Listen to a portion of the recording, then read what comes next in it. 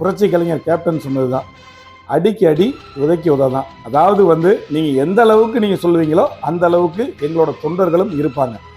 இந்த மாநாடை இந்த ஸ்டேஜில் சேலம் மாநாட்டில் தான் புரட்சி கலைஞர் 2014 தமிழ்நாடு அரசியலோட வரலாற்றை மாற்றினார். அதான் அந்த சேலம் மாநாடு. அதற்கப்புறம் இன்னைக்கு 2026 புரட்சி அன்னியார் அவர்கள் கடலூரில் மக்கள் உரிமை மீட்பு மாநாடு 2.0 அப்படின்னு நடத்தியிருக்காங்க. இதுதான் இதோட உண்மையான நிலவரம். அதுக்கப்புறம் பிஎஸ் எடியூரப்பா சிஎம் இருக்காரு, அவங்க பையன் எம்பியா இருக்காரு ராகவேந்திரா. அதுக்கப்புறம் மல்லிகா அர்ச்சனா காங்கிரஸோட அகில இந்திய தலைவராக இருக்காரு. இப்போ பிரியாங்க் கார்கே அவங்க சன் மினிஸ்டராக இருக்கார் கர்நாடகா சட்டமன்றத்தில்.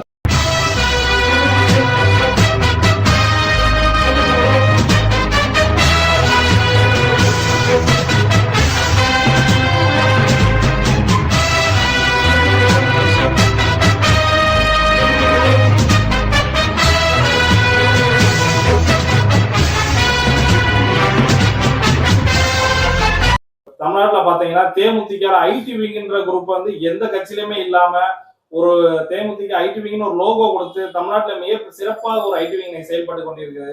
அதுக்கு தலைமையேற்று நீங்க தான் நடத்திக்கிட்டு இருக்கீங்க. அந்த ஐடி விங்கை பத்தி கொஞ்சம் சொல்லுங்க. அனைவருக்கும் வணக்கம். என் பேர் அரவிந்தன், தேசிய முற்போக்கு திராவிட கழகத்தின் சமூக வலைதள அணியின் மாநில கழக செயலாளர். தேசிய முற்போக்கு திராவிட கழகத்தில் புரட்சி கலைஞர் கேப்டன் இந்த இயக்கத்தை மக்களுக்காக ஆரம்பித்தார்.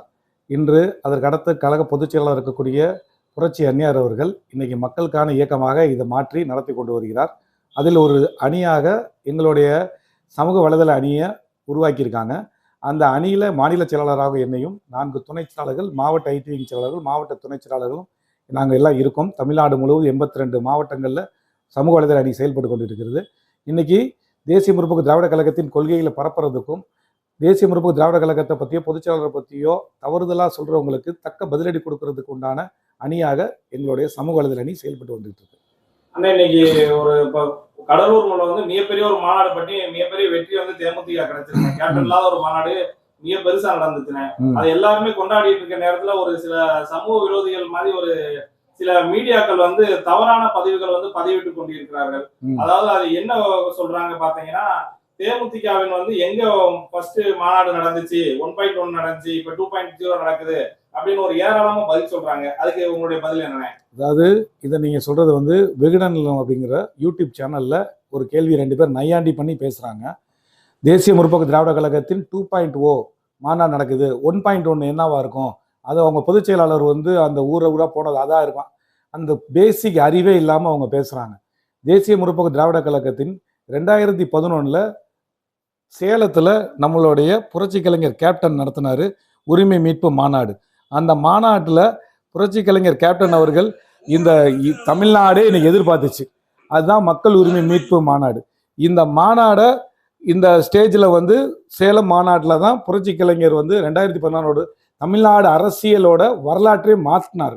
அதான் அந்த சேலம் மாநாடு. அதற்கப்புறம் இன்னைக்கு 2026 புரட்சி அன்னியார் அவர்கள் கடலூரில் மக்கள் உரிமை மீட்பு மாநாடு 2.0 அப்படின்னு நடத்தியிருக்காங்க. இதுதான் இதோட உண்மையான நிலவரம். இதை கொச்சைப்படுத்துற வகையில் ஒரு பேசிக் அரசியலே தெரியாம, எந்த ஒரு விஷயமே தெரியாம அதை பத்தி பேசுறாங்க. அப்புறம் அதுக்கப்புறம் இன்னொரு பாத்தீங்கன்னா ஒரு 0.4% வச்சுட்டு துணை முதல்வருக்கு ஆசைப்படுறாங்க, அதிகமான தொகுதி கேட்கறாங்க, வேற சரியா பணிபடல, அதனாலதான் அதாவது தேசிய முற்போக்கு திராவிட கழகம் ஆரம்பிக்கப்பட்ட போது 8.5%, 39 தொகுதிகளில் தனித்து பாராளுமன்றத்தில் 2009 போட்டியிட்டதாக இருக்கட்டும், அதுக்கடுத்து நடக்கக்கூடிய சட்டமன்ற தேர்தலில் 12% ஓட்டுகளை பெற்று மிகப்பெரிய வளர்ச்சி அடைஞ்சது. இடையில சில ஓட்டு சதவீதம் குறைஞ்சது உண்மைதான். அது திராவிட முன்னேற்ற கழகத்தில் நடந்திருக்கு. திராவிட முன்னேற்ற கழகத்தில் 234 தொகுதியில் 233 தொகுதி தோத்து கலைஞர் மட்டும் ஜெயிச்ச வரலாறு உண்டு. அதே மாதிரி அதிமுகவும் டோட்டல் வாஸ் அவுட் ஆன வரலாறு உண்டு.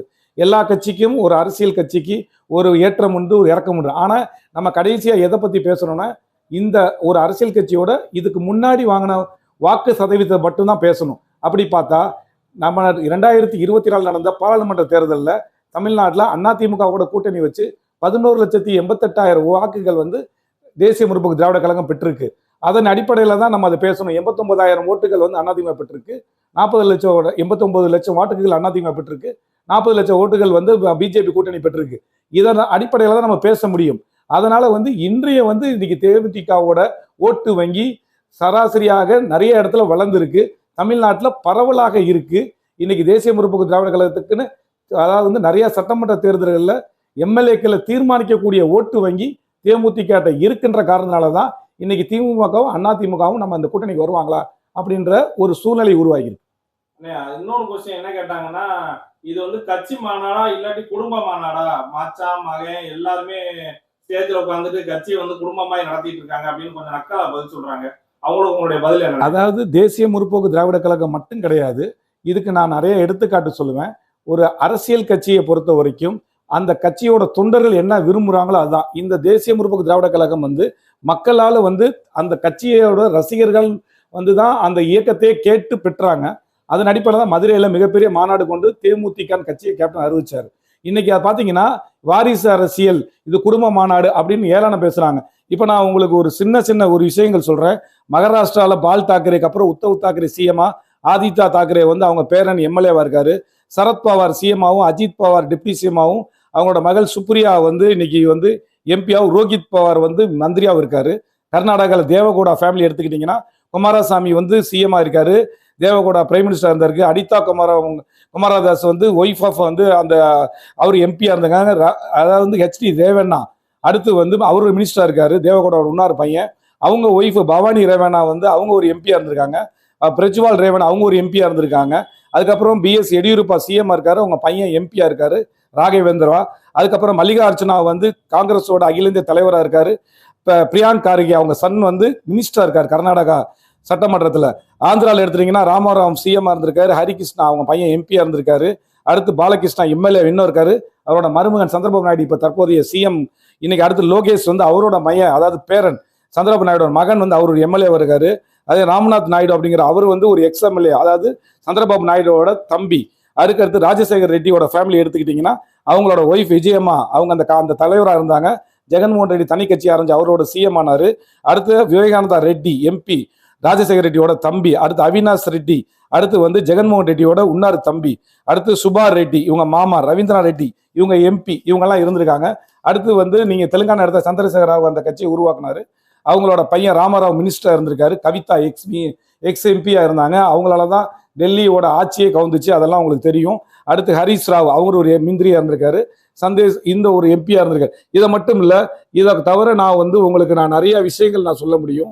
இன்னைக்கு இந்தியாவில் வந்து கிட்டத்தட்ட ஏகப்பட்ட குடும்பங்கள் வந்து இன்னைக்கு குடும்பங்கள் ஆட்சியில் இருக்கு. சத்தீஸ்கர்ல இந்த மாதிரி வந்து உங்களுக்கு ஏகப்பட்ட குடும்பமா வந்து அவங்களோட பையன் வாரிசுகள் வந்து அரசியல் இருந்திருக்காங்க.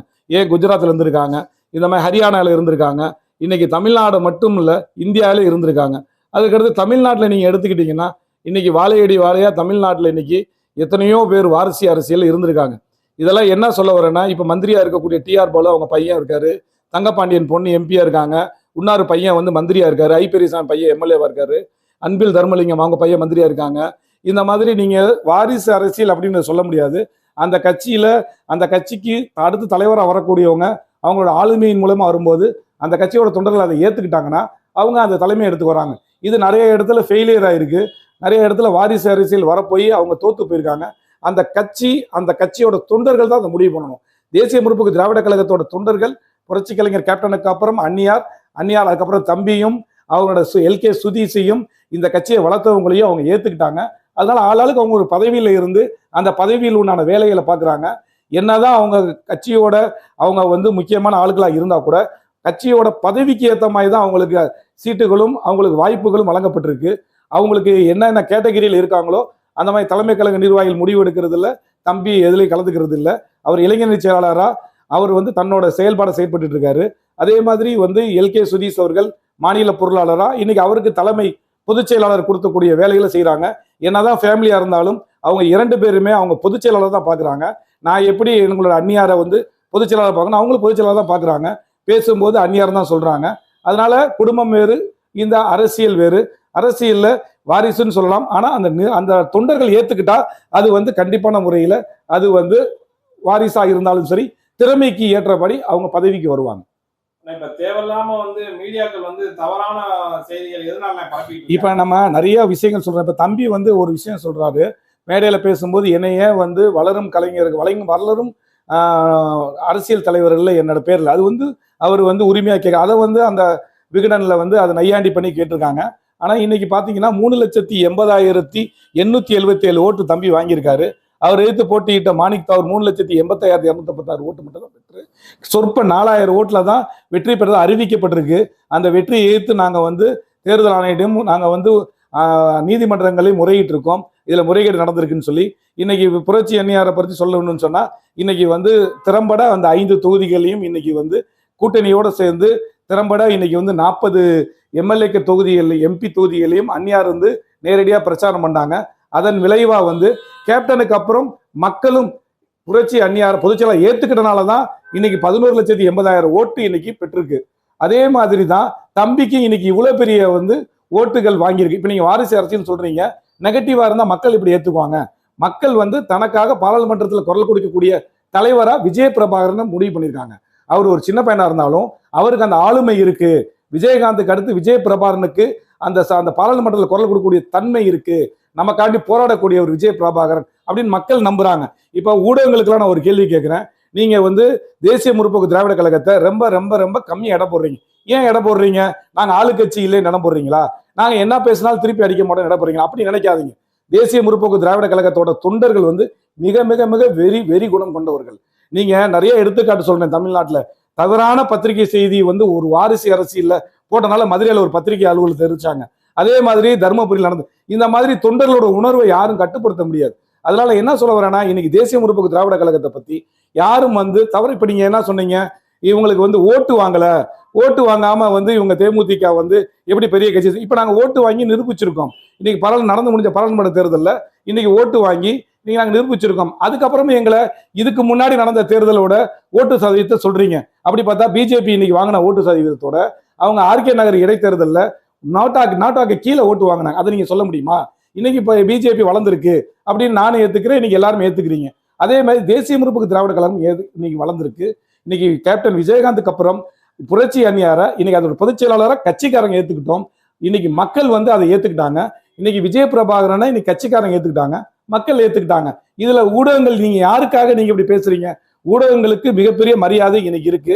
இன்னைக்கு எங்களோட அந்நியார் அவர்கள் தினமும் வந்து ஊடகங்களை சந்திக்கிறாங்க, மிகப்பெரிய மரியாதை கொடுக்குறாங்க. எத்தனையோ தலைவர்கள் ஊடகங்களுக்கு கண்டு பயந்து போகும்போது கூட நேர்மையா ஊடகங்களுக்கு ஒரு படைச்ச அரசியல்வாதியா இன்னைக்கு ஒரு சிறந்த ஒரு அரசியல் தலைவரா இன்னைக்கு இருக்காங்க, ஆளுமை மிக்கவரா இருக்காங்க. இதனால நீங்க வந்து அவரை பத்தி தவறாவே எழுதிக்கிட்டு இருக்கீங்க, தவறாவே நீங்க பேட்டி கொடுத்துக்கிட்டே இருக்கீங்க. இது யாருக்காக செய்யறீங்கன்றது மக்களுக்கு தெரிய வரும். அதனால தேசிய முற்போக்கு திராவிட கழகத்தினுடைய தொண்டர்களும் சரி, சமூக வலைதள அணியின் நிர்வாகிகளும் சரி, உங்களுக்கு சளைத்தவர்கள் அல்ல. கண்டிப்பான முறையில உரிய டேட்டாவுடன் பதிலடி கொடுத்து கொண்டே தான் இருக்கும். அதனால நீங்க எந்த அளவுக்கு போறீங்களோ அந்த அளவுக்கு அவங்களும் போவாங்க. அதனால இதெல்லாம் நிப்பாட்டிக்காங்க. ஒரு ஆரோக்கியமான வாதமா இருக்கு. தேசிய முற்போக்கு திராவிட கழகத்தை பத்தி ஒரு தவறான செய்யறோம் அப்படின்னா நீங்க எங்களை சுட்டி காட்டுங்க. எங்களை பொதுச்செயலாளர் அந்நியார் அவர்கள் அதை என்னன்ற முடிவு பண்ணி அது தவறா இருக்கும் பட்சத்தில் அதை செய்வாங்க.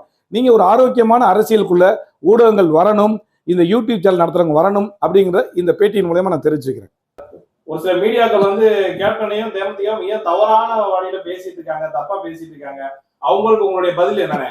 இதுக்கு பதில் என்னன்னா, புரட்சி கலைஞர் கேப்டன் சொன்னதுதான், அடிக்கு அடி உதைக்கு உததான். அதாவது வந்து நீங்க எந்த அளவுக்கு நீங்க சொல்லுவீங்களோ அந்த அளவுக்கு எங்களோட தொண்டர்களும் இருப்பாங்க. இனிமேல் நீங்க வந்து அரசியல்ல நடந்த நிகழ்வுகளின் அடிப்படையில டேட்டாவோட நீங்க தேசிய முற்போக்கு திராவிட கழகத்தை பத்தி பேசுங்க. இன்னைக்கு தேசிய முற்போக்கு திராவிட கழகம் தமிழ்நாட்டில் மிகப்பெரிய ஒரு வளர்ச்சி அடைஞ்சிருக்கு. இன்னைக்கு வந்து தமிழ்நாட்டு மக்கள் வந்து இன்னைக்கு வந்து என்ன விரும்புறாங்களோ அதன் வந்து எங்க மாவட்ட செயலாளர் மூலியமாக புரட்சி அந்நியார் அவர்கள் அதை கேட்டு ஒரு கூட்டணி முடிவுக்கு வருவாங்க. அதன் அடிப்படையில் தான் கூட்டணி அமைக்க போறாங்க. இன்னைக்கு தமிழ்நாட்டு இப்ப நீங்க சொல்லப்போனா இந்த யூடியூப் சேனல் நடத்துற உங்களுக்காக ஒருத்தராக கூட தான் புரட்சி அந்நியார் குரல் கொடுத்துட்டே இருக்காங்க.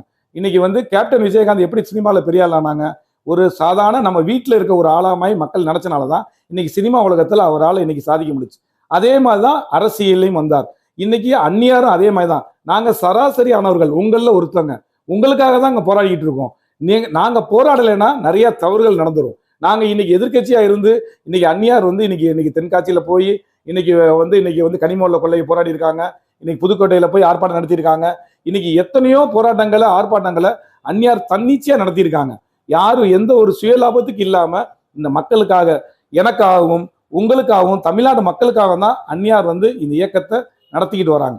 அதனால அதன் அடிப்படையில் இனிமேல் வந்து ஊடகங்கள் வந்து உண்மைகளை வெளியிடுங்க, தேசிய முற்போக்கு திராவிட கழகத்தின் பற்றி நீங்கள் உண்மையான செய்திகளை வெளியிடுங்க அப்படின்னு இதன் வாயிலாக கேட்டுக்கிறேன். நன்றி, வணக்கம். நம்முடைய ஸ்ரீ ஆண்டாள் அழகர் யூடியூப் சேனலுக்கு லைக் பண்ணுங்க, சப்ஸ்கிரைப் பண்ணுங்க, அன்போடு கேட்டுக்கிறேன். நம்முடைய அந்த சேனல் மிக அற்புதமாக தென் மாவட்டங்களில் சிறப்பாக வலம் வந்து கொண்டிருக்கின்ற அந்த சேனல்